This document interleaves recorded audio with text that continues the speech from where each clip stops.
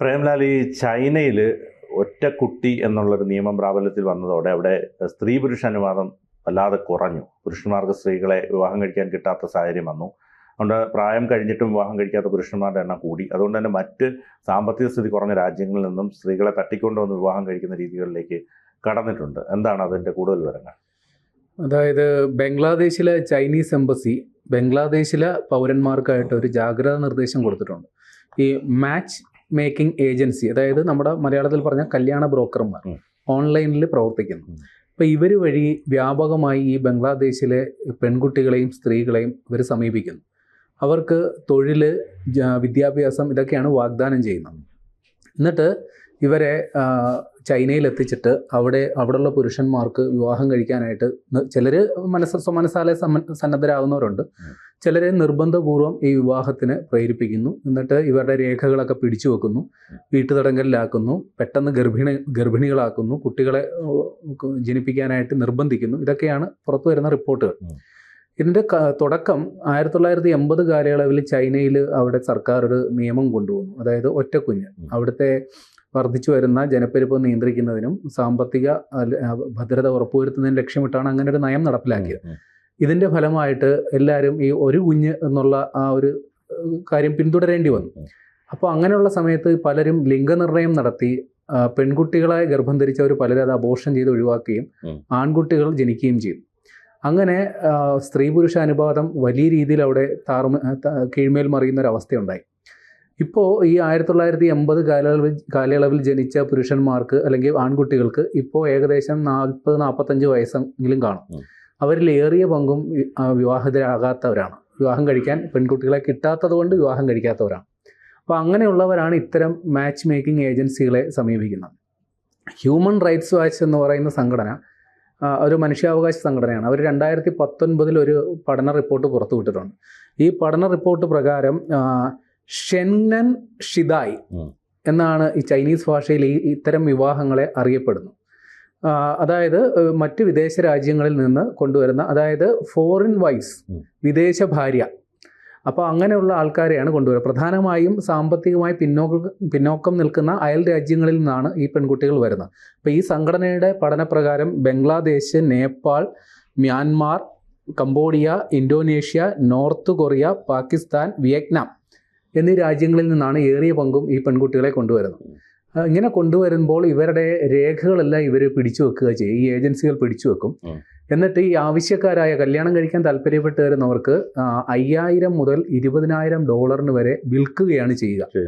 അങ്ങനെ ചിലർ വിവാഹം കഴിച്ച് സന്തുഷ്ടമായ കുടുംബജീവിതം നയിക്കുന്നവരുണ്ട്. എന്നാൽ ഏറിയ പങ്കും അങ്ങനെയല്ല. പലരും വീട്ടുതടങ്കലിലാണ് കഴിയുന്നത്. ഈ പുറം ലോകമായിട്ട് യാതൊരു ബന്ധമില്ലാതെ വീട്ടുതടങ്കലിൽ കഴിയുന്നു. ഇവരുടെ കുഞ്ഞുങ്ങളെ പ്രസവിക്കാൻ നിർബന്ധിതരാകുന്നു. അപ്പോൾ ഇവർ ഈ പെൺകുട്ടികളെ കാണുന്നത് അവരുടെ പ്രത്യുൽപാദനം നടത്താൻ വേണ്ടിയുള്ളൊരു ഉപാധി മാത്രമാണ് കാണുന്നത്. അല്ലാണ്ട് ഭാര്യ എന്ന നിലയിൽ, പ്രത്യേകിച്ചും അവരുടെ വംശമോ അവരുടെ വർഗമോ പിന്തുടരുന്നവരല്ലല്ലോ. അപ്പോൾ അതുകൊണ്ട് അത്തരത്തിലാണ് ഇവരെ കാണുന്നത്. ഇനി ഏതെങ്കിലും കാരണവശാൽ ഇവരുടെ ഈ വീട്ടുതടങ്കലിൽ നിന്ന് ഇവർ മോചിതരാകാൻ ശ്രമിച്ചാൽ അധികൃതർ ഇവരെ കാണുന്നത് അനധികൃത കുടിയേറ്റക്കാരായിട്ടാണ്. അങ്ങനെ ഈ പലരും ഈ നിയമ നടപടികൾക്ക് വിധേയരായി ജയിലുകളിലും മറ്റും കഴിയുന്ന ഒരവസ്ഥയുണ്ടെന്നാണ് പറയുന്നത്. അതായത് ഒരു സന്നദ്ധ സംഘടന അവർ തയ്യാറാക്കിയ ഒരു പുസ്തകമുണ്ട്. Give us a baby and we will let you go എന്നാണ് ആ പുസ്തകത്തിൻ്റെ തലക്കെട്ട്. 112 പേജുള്ള ആ പുസ്തകത്തിൽ 37 മ്യാൻമാർ യുവതികളുടെ സാക്ഷിമൊഴികൾ രേഖപ്പെടുത്തിയിട്ടുണ്ട്. അപ്പോൾ അതിൽ അവർ അനുഭവിച്ച യാതനകൾ, പീഡനങ്ങൾ എല്ലാം കൃത്യമായി പറഞ്ഞിട്ടുണ്ട്. അപ്പോൾ ഒരു കാര്യമുണ്ട്, ഈ 1980 കാലയളവിൽ തുടങ്ങിയ ആ ഒരു ഒറ്റ കുട്ടി സമ്പ്രദായം ഏതാണ്ട് 2000 ആയപ്പോൾ അവിടെ ഈ ഞാൻ പറഞ്ഞല്ലോ സ്ത്രീ പുരുഷ അനുപാതത്തിൽ വലിയൊരു മാറ്റം ഉണ്ടായി. ഇപ്പൊ 2000 സ്ത്രീ പുരുഷ അനുപാതം എന്ന് പറയുന്നത് 121 ആൺകുട്ടികൾക്ക് 100 പെൺകുട്ടികൾ എന്നുള്ളതാണ്. അപ്പോൾ ഇത് ഒരുപാട് അവിടെ സാമൂഹ്യപരമായും സാമ്പത്തികപരമായും ഒക്കെ വലിയ പ്രശ്നങ്ങൾ ഉണ്ടായപ്പോൾ, പ്രതിഷേധങ്ങൾ ഉയർന്നപ്പോൾ ചൈനീസ് സർക്കാർ 2016 ഈ ഇരട്ടക്കുട്ടികൾ, അതായത് 2 കുട്ടികളാകാം എന്നുള്ള നിയമം കൊണ്ടുവന്നിട്ടുണ്ട്. പക്ഷെ എന്നിരുന്നാലും ഏതാണ്ട് ഒരു 10-25 വർഷത്തോളം ആ ഒരു ഗ്യാപ്പ്, 25 കൃത്യമായി അതിൽ കൂടുതലുണ്ട്, അത്ര ഒരു ഗ്യാപ്പിൽ ഈ ഒറ്റക്കുട്ടി സമ്പ്രദായം ഉണ്ടായതിൽ ഏറിയ പങ്ക് ആൺകുട്ടികൾ മാത്രമാണ് ജനിച്ചത്. അതിൽ കുറേ അധികം പേര്, അതായത് ഒരു 40-45 വയസ്സ് കഴിഞ്ഞ പുരുഷന്മാർ ഇപ്പോൾ വിവാഹം കഴിക്കാൻ പറ്റാത്തൊരവസ്ഥയിലുണ്ട്. ഏതാണ്ട് 2020-2050 ആകുമ്പോൾ ഏതാണ്ട് 50 ലക്ഷം വരെ, 30 മുതൽ 50 ലക്ഷം വരെ പുരുഷന്മാർ അവിടെ വിവാഹം കഴിക്കാൻ പറ്റാത്ത രീതിയിൽ നിൽക്കുന്നുണ്ടാവുമെന്നാണ് കണക്കുകൾ പറയുന്നത്. അപ്പോൾ ഈ പറഞ്ഞതുപോലെ ഇനിയിപ്പോൾ ഇതിനൊരു പ്രതിവിധി ഏത് തരത്തിലായിരിക്കും? ഇപ്പോൾ ഈ പറഞ്ഞതുപോലെ മറ്റു രാജ്യങ്ങളിൽ നിന്നും, സാമ്പത്തിക സ്ഥിതി കുറഞ്ഞ രാജ്യങ്ങളിൽ നിന്നുമൊക്കെ സ്ത്രീകളെ കൊണ്ടുവന്ന് വിവാഹം കഴിക്കുന്ന ഒരു സമ്പ്രദായത്തിലേക്ക് പോവുകയാണ്.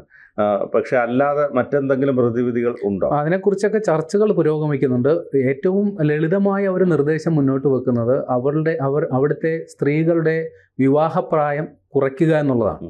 അപ്പോൾ കുറച്ചുകൂടി പ്രായത്തിൽ അതായത് കൗമാരദശയിലുള്ളവരെ കൂടി കല്യാണത്തിന് സമ്മതിച്ചു കൊടുത്തു കഴിഞ്ഞാൽ ചൈനക്കാരായിട്ടുള്ള ആൾക്കാർക്ക് തന്നെ അവിടെ വിവാഹം കഴിക്കാൻ പറ്റും. പിന്നെ ഞാൻ നേരത്തെ പറഞ്ഞല്ലോ, ഈ അധികൃതർ ഈ കാര്യങ്ങളൊക്കെ കൃത്യമായി അറിയുന്നുണ്ട്. ഇങ്ങനെ വിദേശത്ത് നിന്ന്, മറ്റു രാജ്യങ്ങളിൽ നിന്ന് വരുന്നവർ ഇവിടെ ഭാര്യമാരാകുന്നുണ്ടെന്ന് കൃത്യമായി അറിയുന്നുണ്ട്. പക്ഷെ അവരത് ബോധപൂർവം കണ്ണടക്കുകയാണ് ചെയ്യുക. ഇനി ഏതെങ്കിലും തരത്തിൽ പരാതികൾ ഉണ്ടായാൽ തന്നെയും അവർ അവരുടെ പൗരന്മാരെ സംരക്ഷിക്കുന്ന തരത്തിലുള്ളൊരു നയമാണ് സ്വീകരിക്കുന്നത്. പരമാവധി ഇത്തരം ആൾക്കാരെ അനധികൃത കുടിയേറ്റക്കാർ എന്ന പരിഗണന മാത്രമാണ് കൊടുക്കാറുള്ളത്. അപ്പോൾ ഇനി ഈ ഇത്തരത്തിൽ മറ്റ് രാജ്യങ്ങളിൽ നിന്ന് കൊണ്ടുവന്ന് വിവാഹം കഴിക്കുന്നതിന് മറ്റ് മാനദണ്ഡങ്ങൾ അല്ലെങ്കിൽ നിയമപരമായ എന്തെങ്കിലും തടസ്സങ്ങളുണ്ടോ?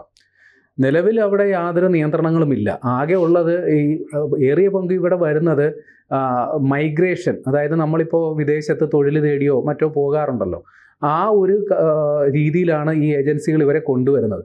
പക്ഷേ ഇവരുടെ ഉദ്ദേശം മറ്റൊന്നാണ്. ഈ സ്ത്രീകളെയും പെൺകുട്ടികളെയും ഇങ്ങോട്ട് എത്തിക്കുന്നത് ഏറിയ പങ്കും ഈ വിവാഹത്തിന് വേണ്ടിയിട്ടാണ്. പക്ഷേ ഇവരെ പറഞ്ഞു പറ്റിക്കുന്നത് കൂടുതലും വിദ്യാഭ്യാസം അല്ലെങ്കിൽ തൊഴിൽ ഇതൊക്കെ വാഗ്ദാനം ചെയ്തുകൊണ്ടാണ്.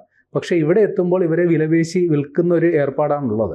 ഇപ്പോൾ ബംഗ്ലാദേശികളായിട്ടുള്ളവർക്ക് ഞാൻ നേരത്തെ പറഞ്ഞ പോലെ 5000 മുതൽ 20,000 വരെയാണ് അവർ വില കൽപ്പിക്കുന്നതെങ്കിൽ മ്യാൻമാറിൽ നിന്നുള്ളവർക്ക് 3000 മുതൽ $13,000 വരെയാണ്. ഡോളറിലാണ് ഈ വില കണക്കാക്കുന്നത്. 3000 മുതൽ $13,000 വരെയാണ് വില കണക്കാക്കുന്നത്. എനിക്ക് തോന്നുന്നു ഈ ഓരോ രാജ്യത്തും അവിടുത്തെ ആളുകളുടെ രീതിയും വംശവും മറ്റുമൊക്കെ പരിഗണിച്ചിട്ടാകുക ഈ വില നിശ്ചയിക്കുന്നത്. ചുരുക്കി പറഞ്ഞാൽ നമ്മുടെ നാട്ടിൻപുറത്ത് അറവുമാടുകളെയൊക്കെ കൊണ്ടുവരുമല്ലോ, ഓരോ ഇനവും നിറവും ഇതൊക്കെ നോക്കിയിട്ട് ആ ഒരു രീതിയിലാണെന്ന് തോന്നുന്നു ഈ വില നിശ്ചയിക്കലെന്ന് തോന്നുന്നു.